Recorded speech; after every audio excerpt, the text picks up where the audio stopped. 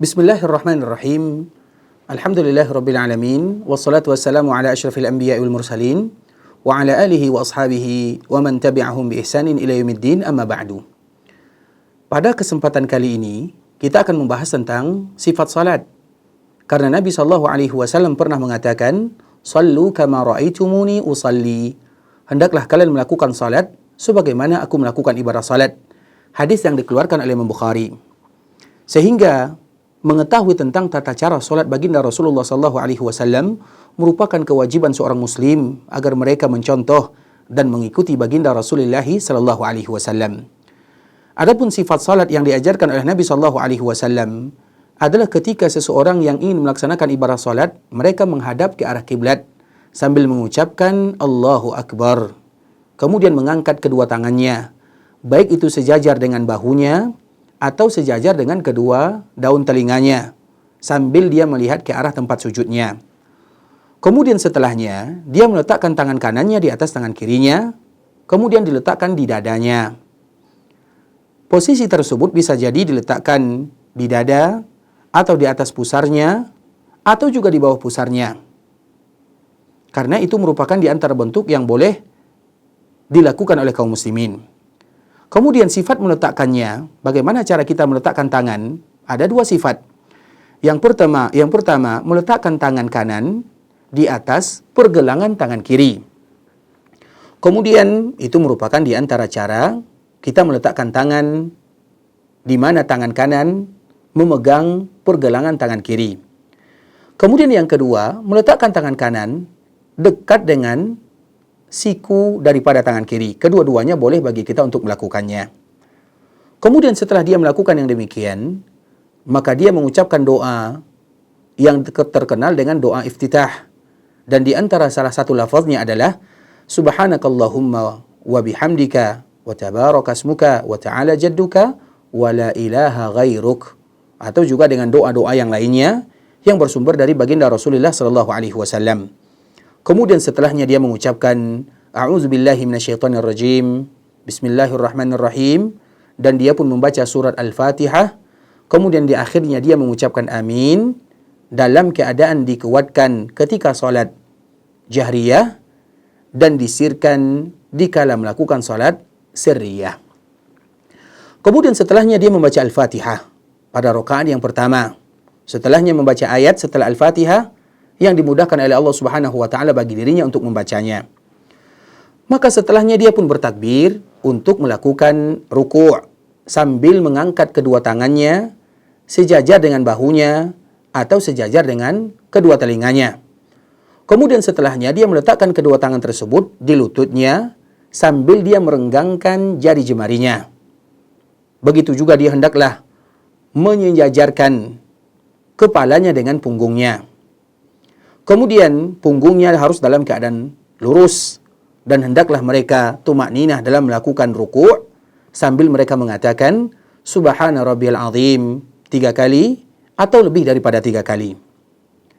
Kemudian setelahnya dia pun mengangkat kepalanya sambil mengatakan Sami Allahu liman hamidah, dalam keadaan juga mengangkat kedua tangannya sambil mengatakan Sami Allahu liman hamidah bagi mereka yang menjadi imam atau mereka yang sholat sendirian.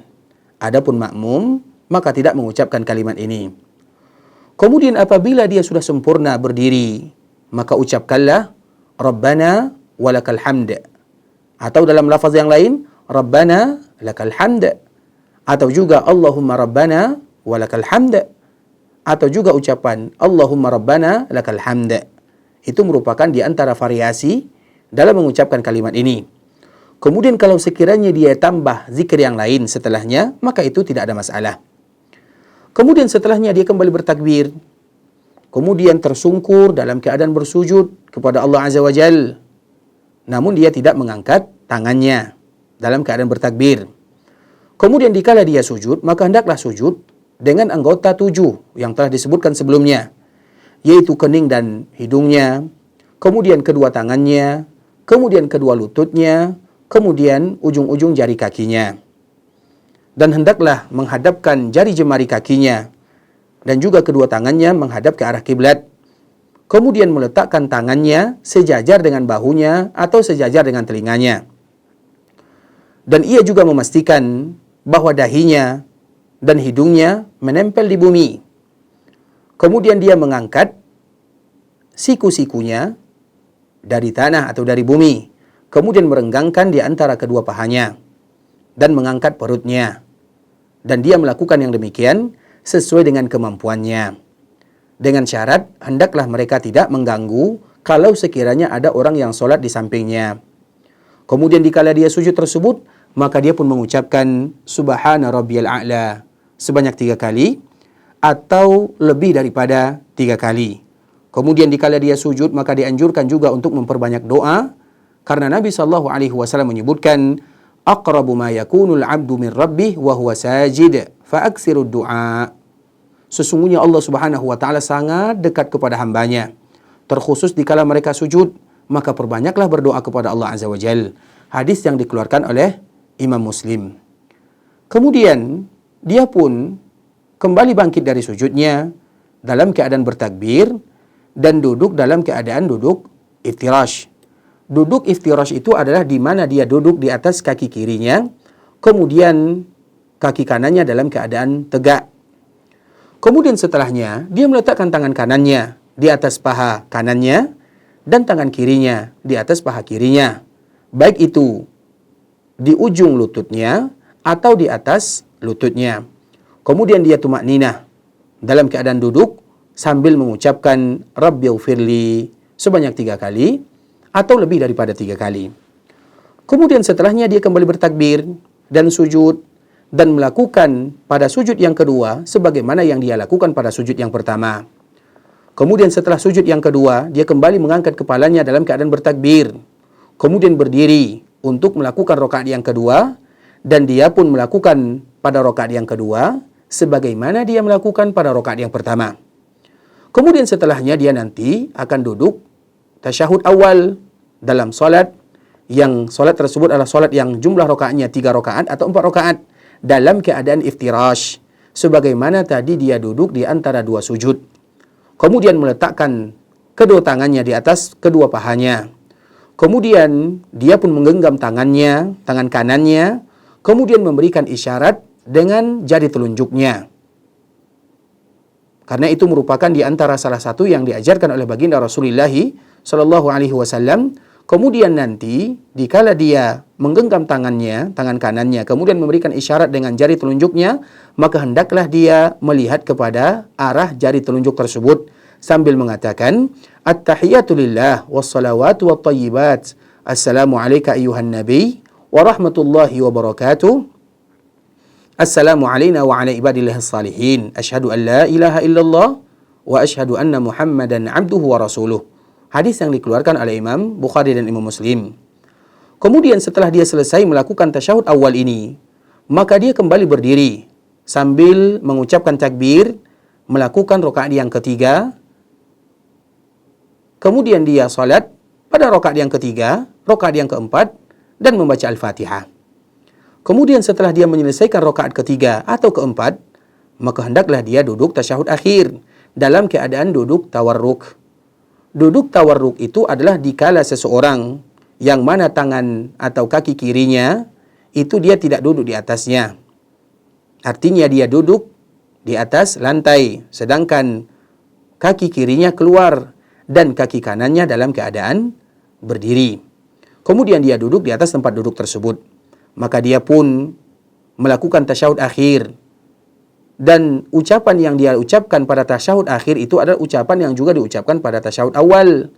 Kemudian ditambah dengan kalimat Allahumma salli ala Muhammad wa ala ali Muhammad kama sallaita ala ali Ibrahim wa ala ali Ibrahim innaka Hamidum Majid.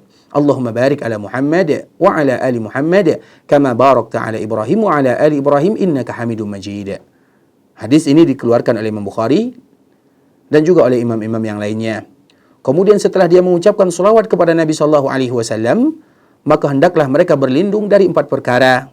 Sebagaimana hadis yang disebutkan oleh Nabi sallallahu alaihi wasallam, Allahumma inni a'udzubika min adzabi jahannam, berlindung dari azab jahannam, wa min adzabil qabr, berlindung dari azab kubur, wa min fitnatil mahya wal mamat, dari fitnah kehidupan dan kematian, wa min syarri fitnatil masihid dajjal, dan juga berlindung dari fitnah dajjal. Kemudian setelahnya dia pun berdoa kepada Allah sesuai dengan keinginannya. Nah, setelah dia melakukan yang demikian, maka dia pun mengucapkan salam ke arah kanan, begitu juga ke arah kiri dengan ucapan Assalamualaikum warahmatullah. Kemudian juga mengucapkan ke kiri Assalamualaikum warahmatullah. Kemudian setelah dia mengucapkan salam, maka dia akan beristighfar kepada Allah 3 kali. Kemudian setelah istighfar akan mengucapkan Allahumma antas salam wa minkas salam tabarakta ya dzal jalali wal ikram. Kemudian setelahnya dia pun akan berzikir dengan zikir-zikir yang diajarkan oleh Nabi SAW, apa yang diucapkan oleh seorang muslim ketika mereka selesai melaksanakan ibadah salat. Dan ini merupakan di antara rangkaian singkat bagaimana sifat salat baginda Rasulullah SAW yang mesti diketahui oleh kaum muslimin untuk mendapatkan kesempurnaan dan pahala yang telah dijanjikan. Barakallahu fikum wa jazakumullahu khaira. Wassalamualaikum warahmatullahi wabarakatuh.